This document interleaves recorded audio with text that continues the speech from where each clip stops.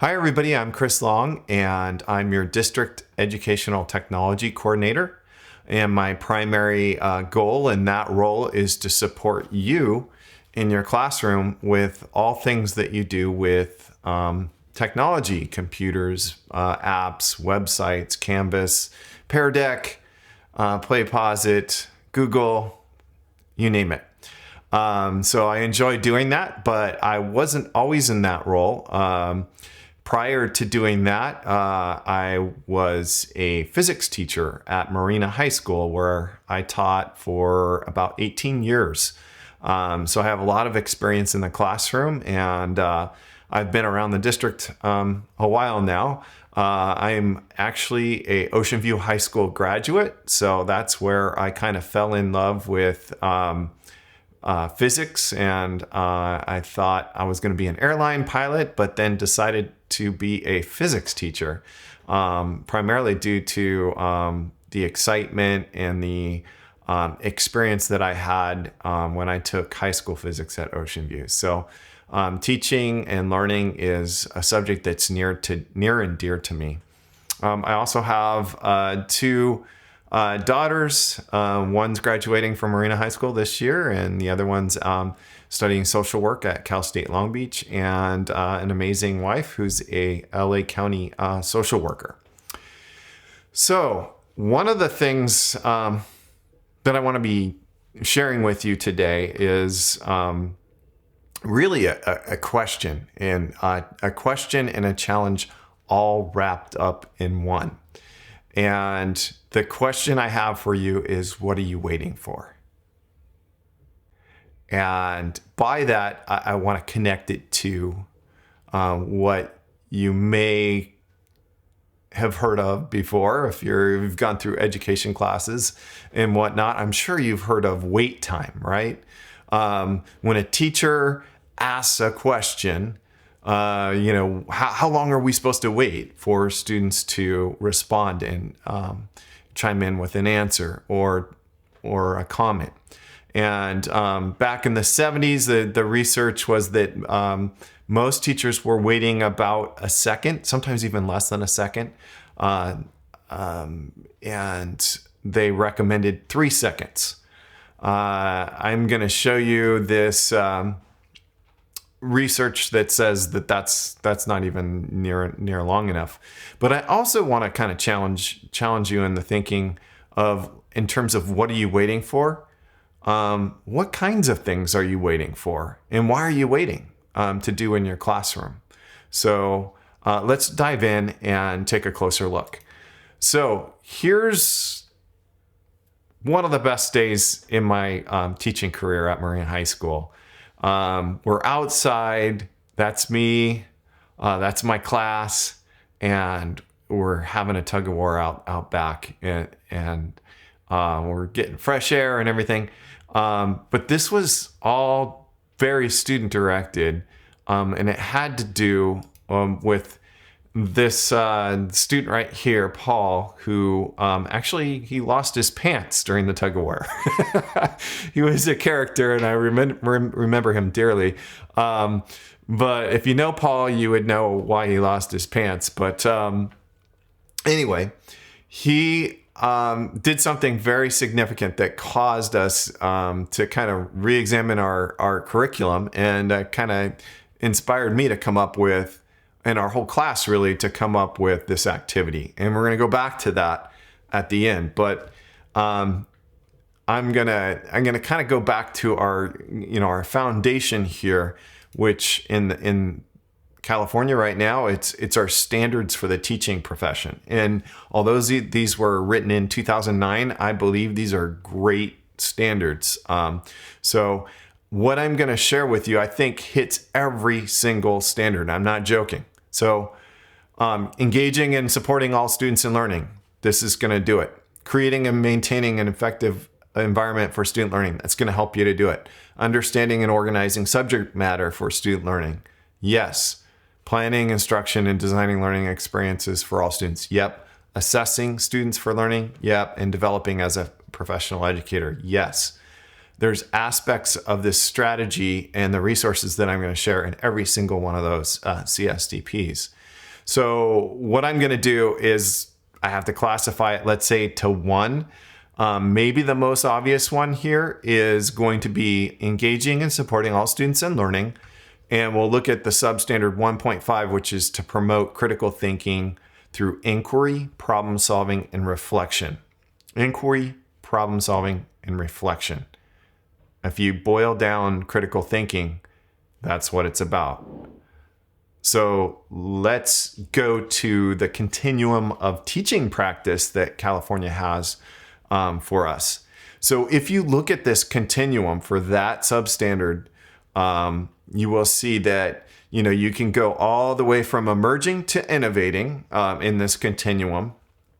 And on the top row is like what the teacher does. So an emerging teacher in this standard would like ask questions that focus on factual knowledge and comprehensive. Okay. And the students are on the bottom. Okay. So some students respond to questions regarding facts and comprehension. If you go into a classroom, you won't, I don't think you'll have to look very hard to find this happening in many, many classrooms. And one of the problems that we sometimes see is, and we sometimes wonder, how can we get past this is, well, how do we get past that some students part? Because typically when a teacher, asks a question, only a few students would volunteer an answer or raise their hand. And I found myself in this situation almost continually trying to how do I get new students engaged? How do I get more than just some? And then if you go across this continuum, you can see we stop into applying. You're guiding students to think critically through the use of questioning strategies, posing, solving problems, and reflecting on issues and content. And then here the students are responding to questions and problems posed by the teacher and begin to pose and solve problems of their own related to content. And then innovating is like the nirvana of this, that you're facilitating systemic opportunities for students to apply critical thinking by design, structured inquiries into complex problems. And then the students are posing and answering a wide range of complex questions and problems, reflect and communicate understandings based on in-depth analysis of content learning. So I think, as a teacher, I'd love to be innovating in this area. But so how do you get there? So let's take a look. One resource that I have to point to you is an article from Edutopia called Extending the Silence. Super simple and easy to implement. If you get nothing else out of this video, this will change your practice for the better. And it's research-based and it's proven. So take that wait time that we were, in the 70s, it was recommended we extend it to 3 seconds. They are suggesting wait 5 to 15 seconds. And especially with online instruction, you need to wait even more. So give it that, 10, I would suggest 10 seconds, 9, 10 seconds. And just be comfortable with the little awkward silence. And as you do this and create a routine of doing this, your students will be comfortable too. So the other thing that they talk about is rephrasing this from wait time to think time, to letting the students know that you value this time as a time to think and get their thoughts in order to formulate a response. There's some other resources that are in this article and linked to in the slides here. Think from the Middle is a collection of thinking protocols that you can use with your students and reflection protocols. And then teach students how to manage a conversation. It's just like conversation stems for when they're talking in groups and working collaboratively. So those are also great resources. So I want to be really careful though. I don't think teachers should stay in the emerging area here in the red zone. It's an okay place to start, but the goal is to be in the innovation zone here. And I think what can happen if we focus our practice and we continually ask questions, that are asking our students to recapitulate and regurgitate knowledge, factual knowledge, what is known, answers. And we don't go any further with that. Our culture in our classroom and our learning culture has become and becomes a culture that it's stagnant, and it's an answer-based culture. And you lose that inquiry, you lose that curiosity. The Right Question Institute did a little study and put some data together about percentage of basic skill attainment, and then correlated with age across the axis on the horizontal axis here. And you can see that a 2-year-old, 3-year-old, 4-year-old, they're skyrocketing in this orange line, which is asking questions. And we all know, if you've been around a little kid, they ask lots of questions, like exhausting sometimes, but they ask a lot of questions. And then, as you hit the schooling ages, the questions go down, the reading and writing skills go up. And then, right around 11, 12, 13 years old, kind of like right when they're going to be entering high school, we see a plateau and then a decline with the reading and writing skills, and a sharp decline in asking questions. And I want to make sure that, we don't know why, but I think one of the things we have to be careful is our schooling system valuing the question asking aspect of this? Are we encouraging our students to ask questions rather than just spit out answers? So I mentioned the institute that put this graph out, and it's called the Right Question Institute. On Twitter, I saw this and I ordered this book, Make Just One Change, which they wrote, Dan Rothstein and Luz Santana.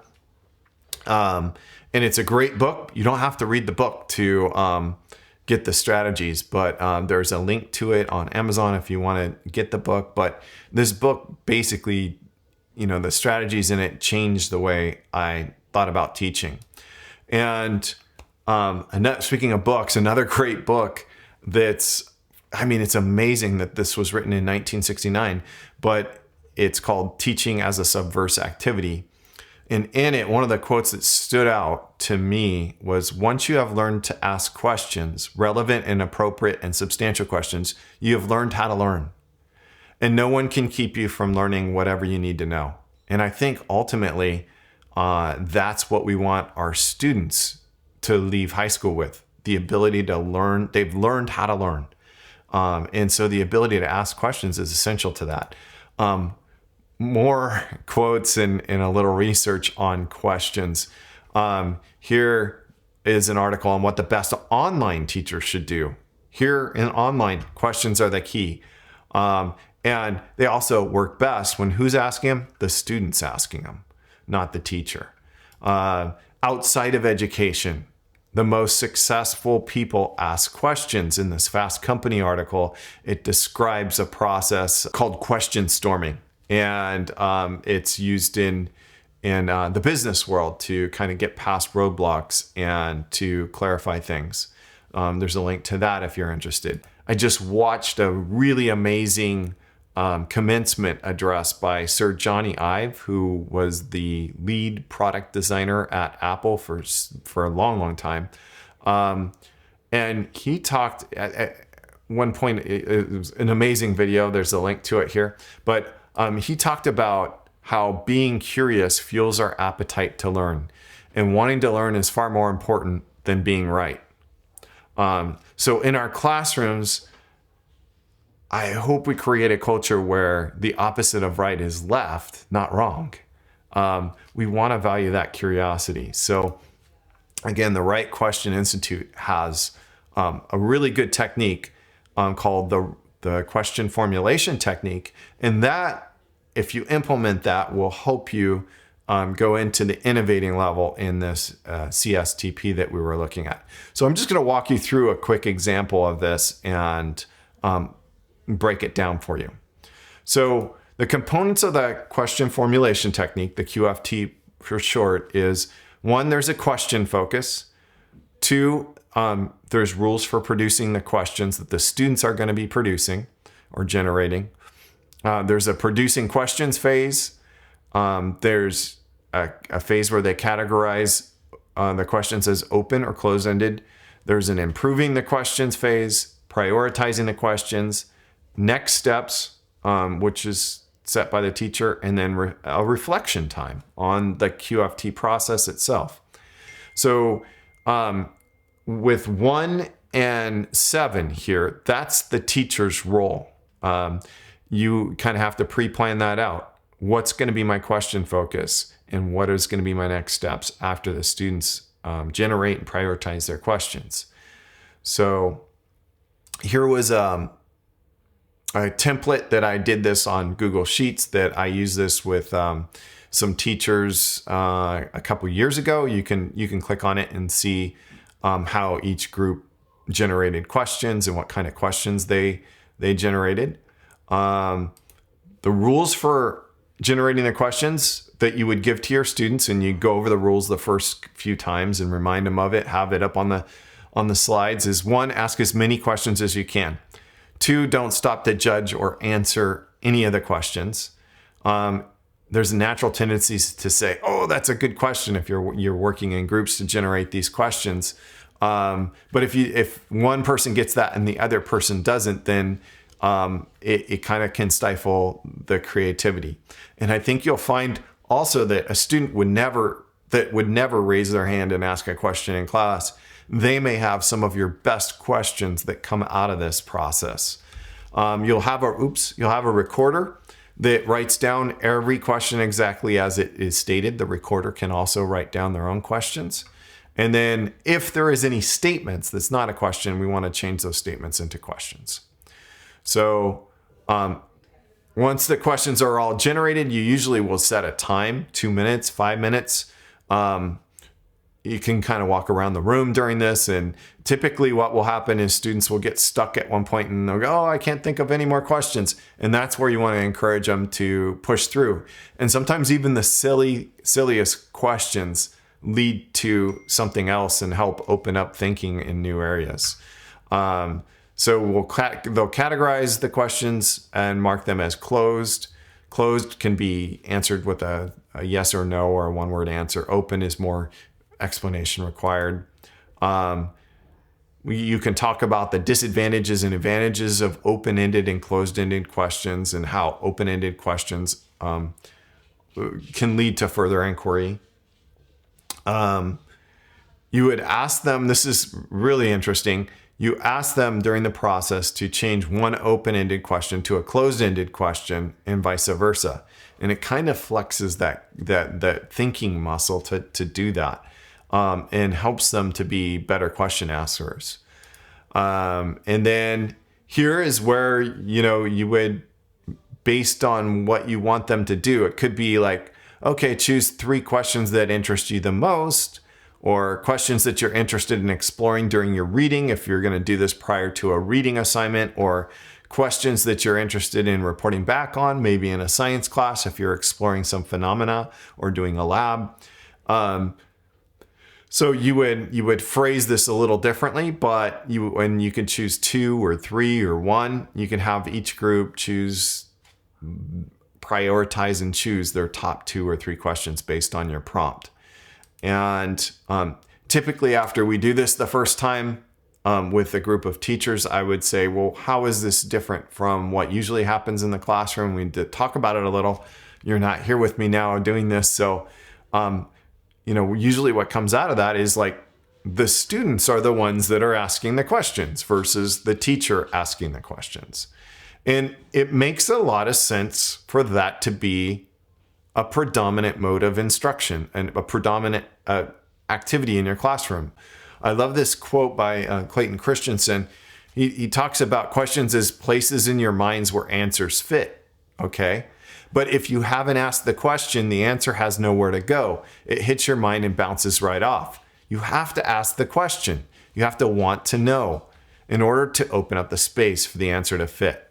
So it's so important for you to ask that question. And if our students aren't asking the question and they're just getting the answers, then it's just ricocheting, as he was saying. It hits your mind and bounces right off.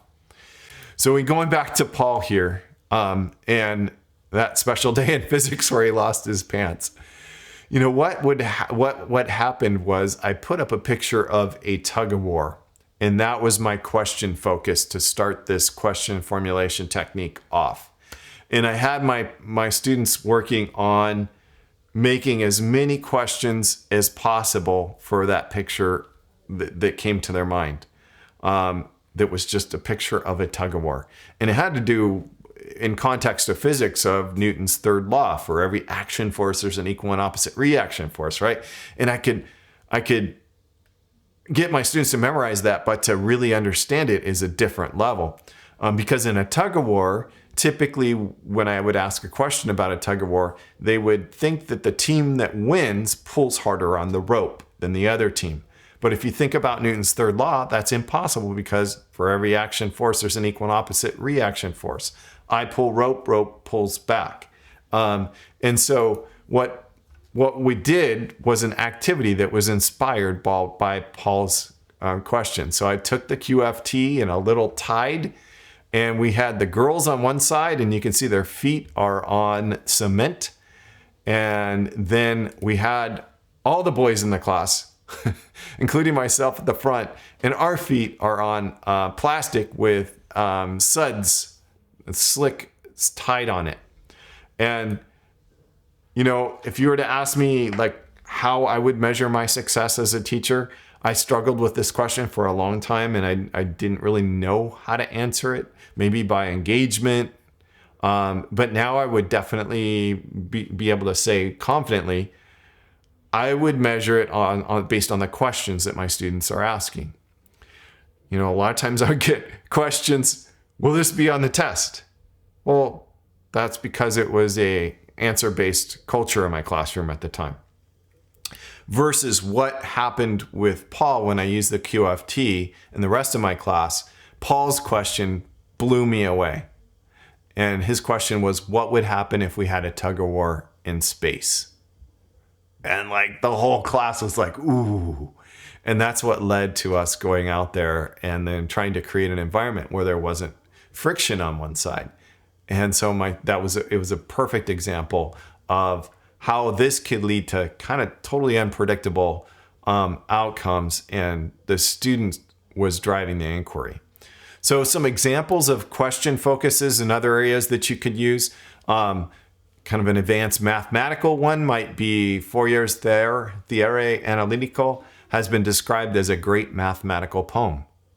I mean, think of all the questions that students would ask, or you would ask, as you would read that statement and think about it. Another example from an English teacher using it, English or social studies, I can't remember which, but he was using it to empower students to formulate an argument. So he just basically put up the cover of the Rolling Stone. And this teacher was also in the Boston area. So he put up that, and they were going to read the article after they did the question formulation technique. And the questions he got were really good questions. Like, for instance, number 5, do you consider him to be a monster? Or 9, how did he become a radical? So the students came into the reading with their own questions. And again, when you ask the question and you genuinely want to know the answer, it's going to make the reading that much more engaging for the students, and they got so much more out of it. Some more question foci that you can use with your class. This is from Mr. Zebarth at Fountain Valley High School. Money will solve all your problems. Stories that matter. Men and women are equal. I won't read them all to you, but there's some more examples there. And again, some more examples of questions that Mr. Zebarth got from his students as he did this. 5, they were brave enough to ask, is school truly the best place to learn? So some good questions here. So I just want to end basically with my question for you. And that's, how might you create the space, time, and structure for student questions in your class. And there's a lot of resources out there for this. You can Google it, you can search, but 3 of the ones that I shared in this presentation are right here. And the one in the middle right here, the Right Question Institute, is really awesome. So you can go to their website right here, and you can click on Teaching and Learning, and you can see all kinds of resources about the question formulation technique. If you click on that, you can sign up, you can start using it, you can find videos on it, you can get help with the steps, and I'm also like 100% in if you want to do this, and you would invite me to your class, or you want to brainstorm question foci with me. I'd love to do that and be a resource for you as you try this in your class. Thanks so much for taking the time to watch this, and I'd love to hear about your use of this.